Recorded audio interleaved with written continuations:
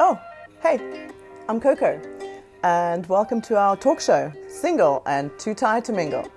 We'll be talking about relationships with ourselves, our exes, our kids, and other important beings. So stay tuned. Tallulah, welcome to Tuesday Talks. Thank you very much, Coco. Thank you for having me. Tallulah Rendall, you're a world-renowned singer, songwriter, Qigong teacher, therapist, and a creative facilitator. Did I say Qigong wrong? No, you said it right. You said it right. I'm so happy to have you here. You're an amazing woman. So we're looking forward to hearing your story that no one can even imagine from A to B. So Ethical Hedonist magazine described you as that rare, precious discovery of 2019. A rock and roll singer and songwriter of substance with a heart of a lioness, which is fitting because we'll be talking about lions today as well. You've won a highly acclaimed Arts and Culture Award, Woman of the Future. And you're also described as London's most creative woman by AOL. Those are quite good accolades. Yes. Amazing. Well done. Thank you. So we're going to be talking about a story of your music career and the fact that you've crowdfunded all of your albums in the world tour. Yeah. So how did that come about? It sounds exhausting just hearing me say all that. Crowdfunding is difficult in general. How did you come up with the idea to crowdfund your music? So when I first started writing music, I was living with my mum and her basement was full of vinyl. And so I grew up with these beautiful gatefold records and this artwork and the stories. And so when it came to producing my first record, I said to Marius, who I was doing it with, I don't want it to just be a CD. I want it to be vinyl or something like that. And This was kind of early 2000s. So it was just like, well, that's a bad idea. So I was like, okay, well, what could I do that's kind of as close to that feels, that inspired me. And so I came up with this idea of the books. And my graphic designer at the time was also my drummer. And we basically just did it and then collaborated with different photographers who are friends of mine and different visual artists, different designers, jewelry makers. This is written by a friend of mine, Bex, so cool. Who made this in response to one of the songs. And then I started going to different labels and being like, what do you think about this? And they were like, it sounds really expensive and no one knows who you are. So no. And I was like, well, I'm just going to do it anyway. So I basically just did it and I crowdfunded the first one and there was 2 people that got involved in it. And so what platform did you use to? So I just did it independently. So I just basically went for investment. Oh, right. Okay. And we didn't have to raise a huge amount of money. It was like 15 grand or something, which is a huge amount of money, but it wasn't in, record label terms. And it worked. I basically then toured Australia, New Zealand, Japan, and people were happy to spend £20 or $30 on a book versus £10 on a CD. So I was like, okay, this framework works. I'm just going to keep doing it. And so I did. And the next time I did it with Pledge Music and we raised maybe 30 grand. And that was a really big project where we had loads of different artists. We made short films. It was a really complex project. And off the back of that, I was signed on a publishing deal and had some music placed in films. Nice. So kind of things began to tick over, but I decided to stay independent. Okay. Primarily because I just didn't have any space or time to kind of find a manager and pitch. And it was just, the system kind of seemed to be working. Yeah. Okay. And it just kind of rolled from that, each record, from the Alive, the second one, and I met Danton Supple, who's an incredible producer and a really dear friend. And we made this record together and we've done singles for Save the Children. We've done lots of different campaigns around kind of environmental issues, writing music and then fundraising. But all along the way, the crowdfunding just seemed to work.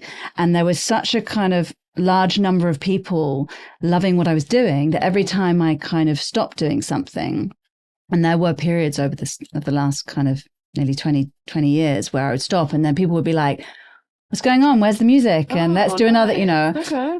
So it just became there's a kind of family of people. And with every crowdfunding campaign, there's new folks that come in, but there's been like a hardcore percentage at the center that have become friends who then went on to become kind of well-being clients or like have been on the journey of rock and roll to well-being with me. So that's why I've kept doing it. And now I'm at a point where I'd really love someone to come and just go, okay, let's take this music deep into the world, because there is only so much that you can do as an independent artist. Nice. Yeah. Talking about your mother and your family. Yes. So you have quite, maybe not eccentric is the right word, but quite special and different parents. I'd say eccentric. So they'd say eccentric. So tell us about your mother, what she did, and tell us a little bit about your dad. So my mum ran away from school and ran to Portugal and set up a nightclub. Okay. As you do.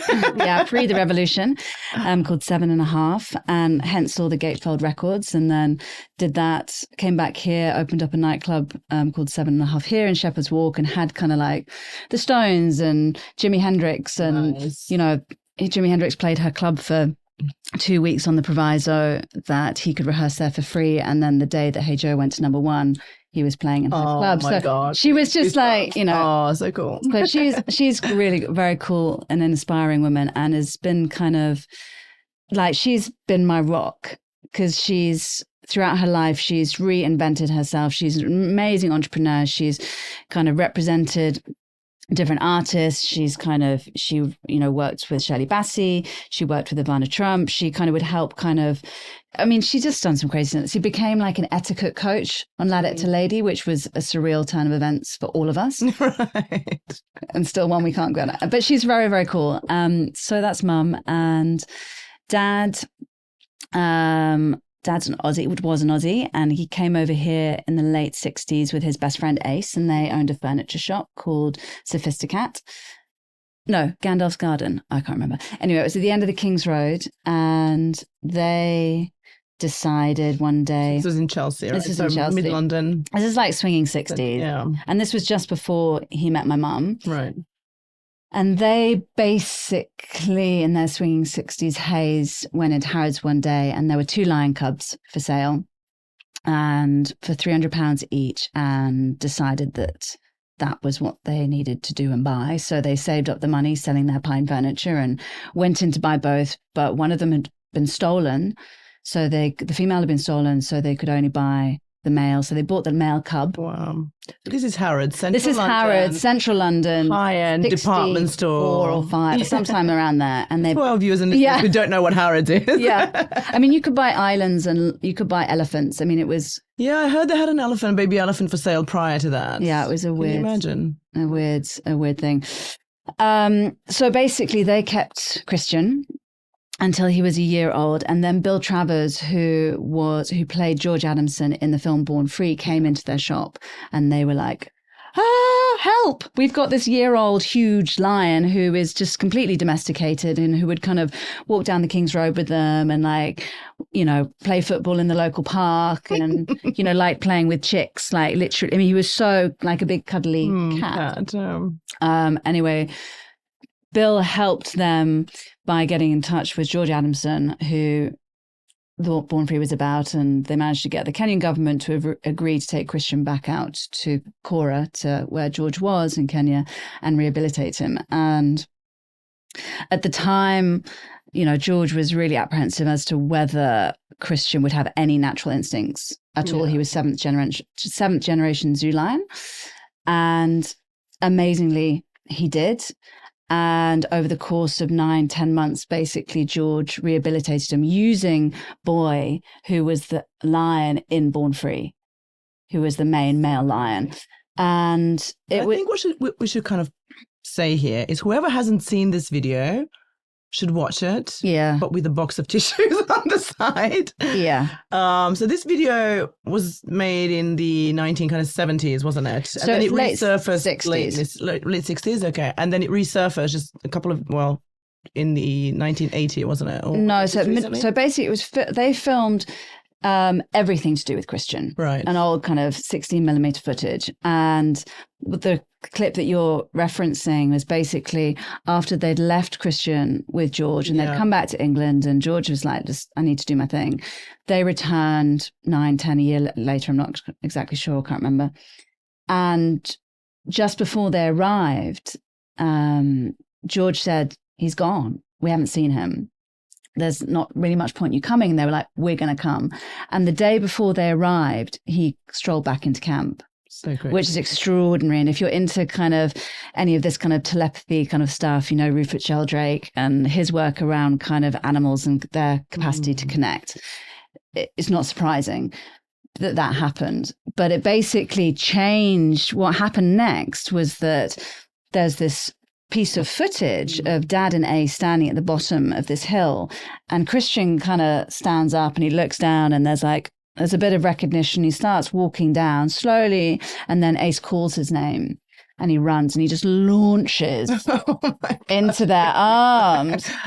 And basically this film student randomly found this piece of footage in an archive, and unbeknown to all of us, put it on YouTube, synced to Whitney Houston's I Will Always Love You. Yeah, oh my gosh. And it was one of the first, if not the first video to go viral on YouTube. It completely changed all our lives.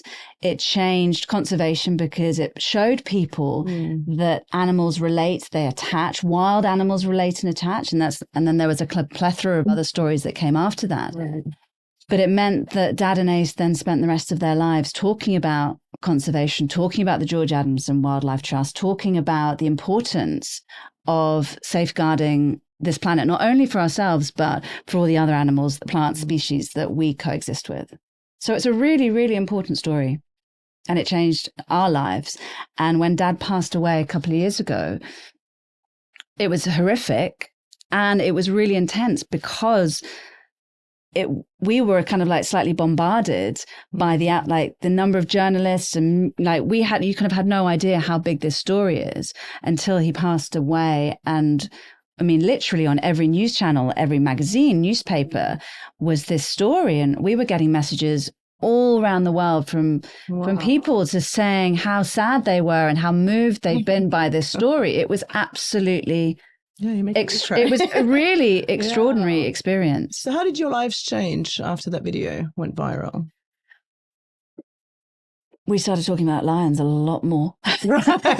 I mean, so it was kind of dead. So nothing happened in between. Nothing happened. Interesting. So it was. But I mean, video that sparked. It had always been part of my life. Yeah. So it would always be something that I talked about. I've always been involved in conservation. I've always been involved in, charities to do with sustainability. And, there's another one called City to Sea, run by a really dear friend of mine. So I wrote a piece of music, and we used that piece of music to campaign for removing plastic from the ocean. Right.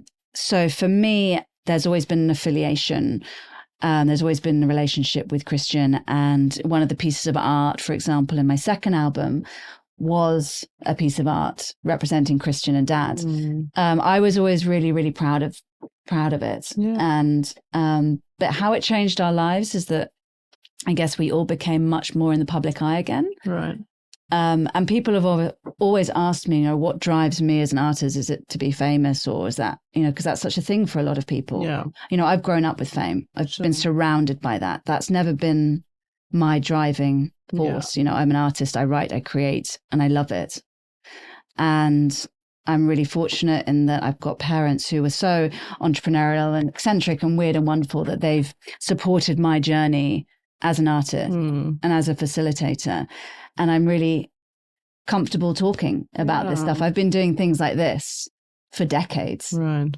So because you have been endorsed from the likes of Dame Shirley Bassey, the legend Jools Holland, the Latitude Festival, BBC Radio. And they've all said that you have superstar potential. So that must mean something. Or is it just blasé because you're so used to it? No, I mean, great, when right? Dame Shirley Bassey says, you've got a wonderful voice, or Jools Holland says, that's a great record, you're like, yeah, thank you. Wow. Yeah, it's oh my gosh, just goosebumps. And this is such a hard industry to be involved in. And you get, like any creative person, you get so many no's. So many no's. And there's just been part of my sustainability has been through my family encouraging me on, through my practices, which we're going to talk about soon, and just through this creativity that just surges through me, that if I don't write music, that my system kind of does this. It's part of my kind of emotional hygiene, so to speak, sure. my way of processing. Yeah, nice. So how did you meet, for example, Marius de Vries? Yeah, and other. So I wrote a piece of film music for a woman called Rebel Penfold Russell, who produced Priscilla, Queen of the Desert. Right. In early 2000. Yeah, I remember that. And she basically said, I will put some money into you making a record as long as you work with Marius. And I was like, okay.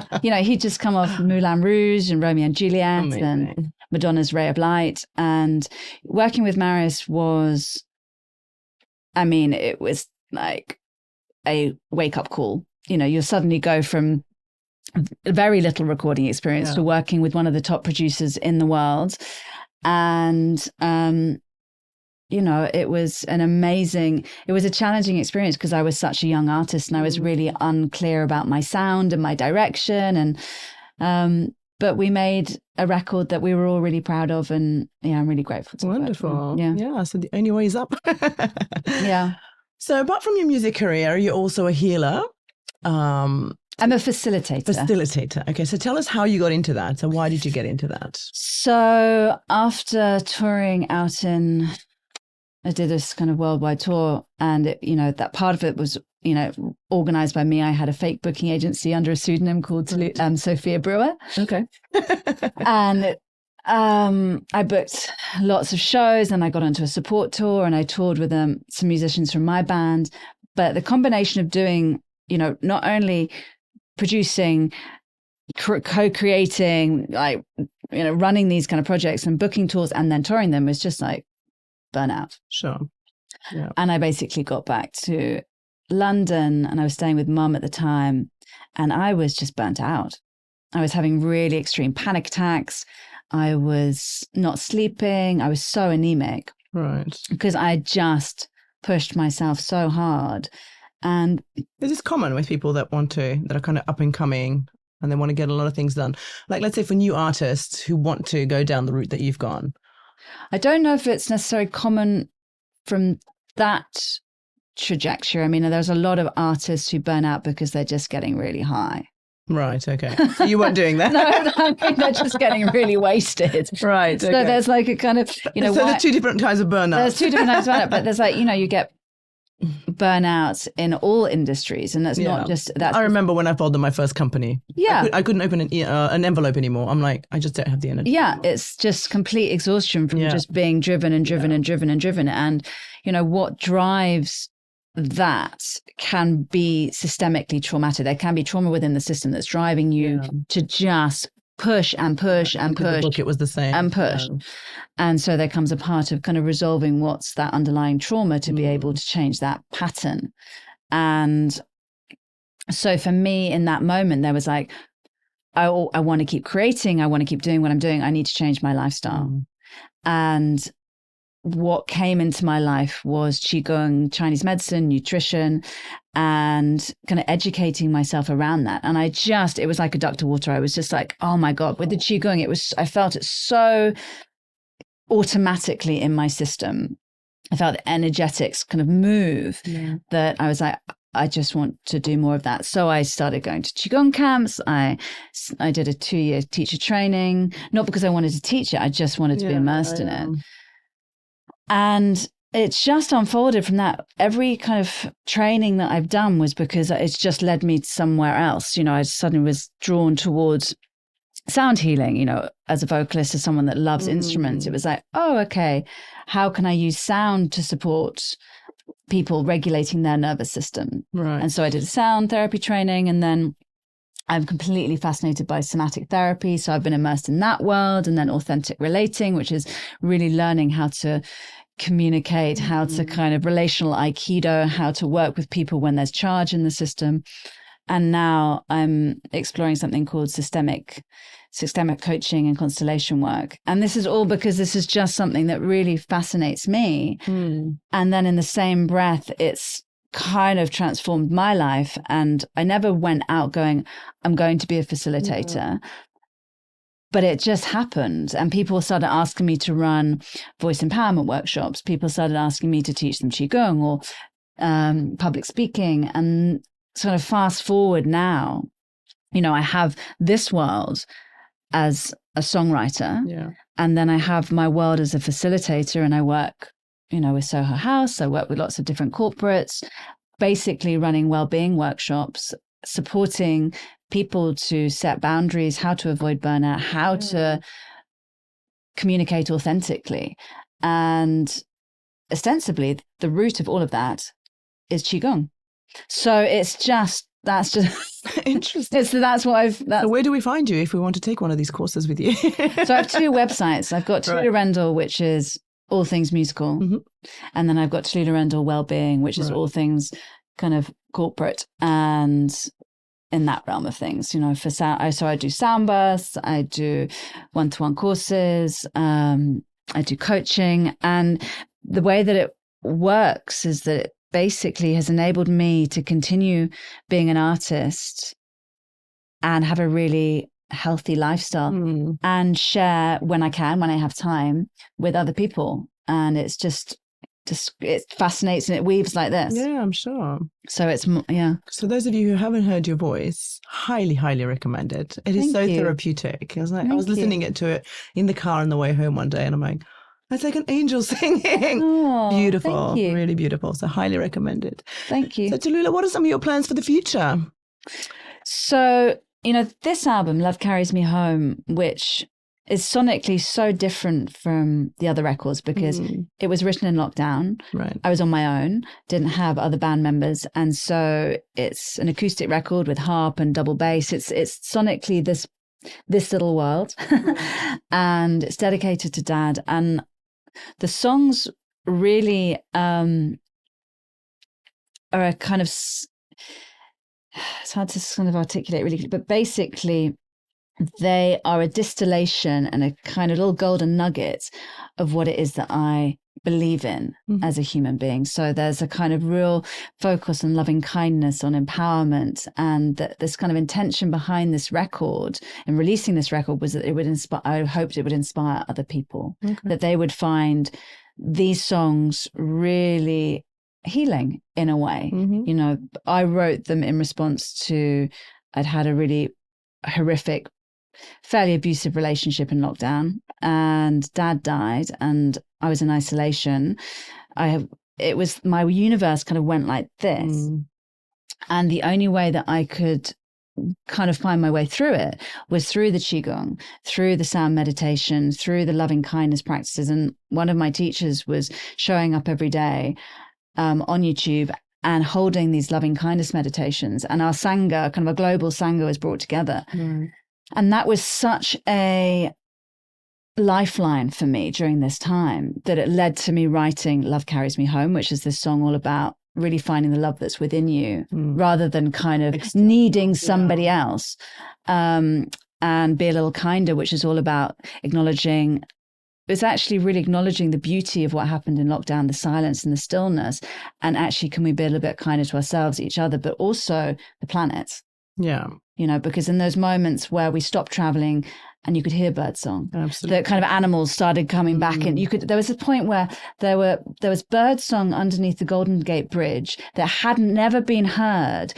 Birds, I can't remember what bird it was a golden finch or something, started singing notes which they'd never sung, they'd never had recorded. With But, you know, suddenly the rest of the planet took this massive out-breath. 100%. Yeah. So it's a great photo, I'm sorry, with a cow in the sea. I really was walking around in the sea. I mean, stuff like that just really, really kind of moved something in me and led to this album. And so there's kind of mantras on it. There's a song called I'm Enough, which I was really surprised when I released it, how much it touched people. For me, it was this song about kind of reminding myself that I'm enough just as I am after this horrific breakup.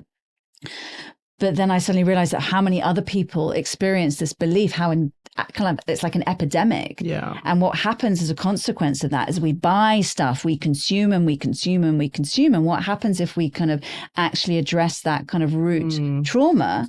So it's literally in my book. It's a whole chapter dedicated to, do you need to be in a relationship? And just, So to kind of circle and answer, come back to your question. So, now that this album's out in the world, it was released about 6 weeks ago.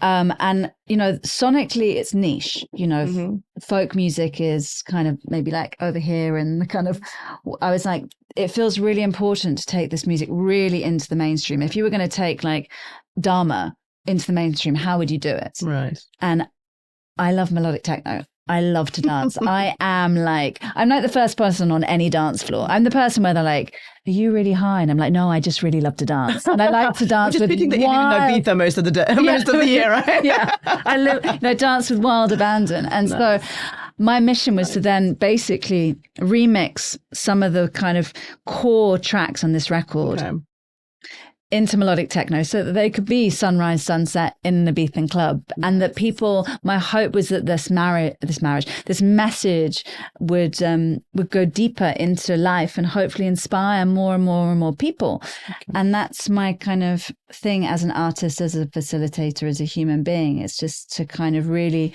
be an embodiment of what it is that I believe, and hope that will inspire other people to kind of take greater care of themselves, other people, and this planet. Very important. And we'll take that as a takeaway message for today. That is my mission, yeah. Tallulah, thank you so much for being my guest. It's You're so welcome. Story. You're so welcome. And for the viewers and listeners, please subscribe and like our channel. Thank you so much. Yay.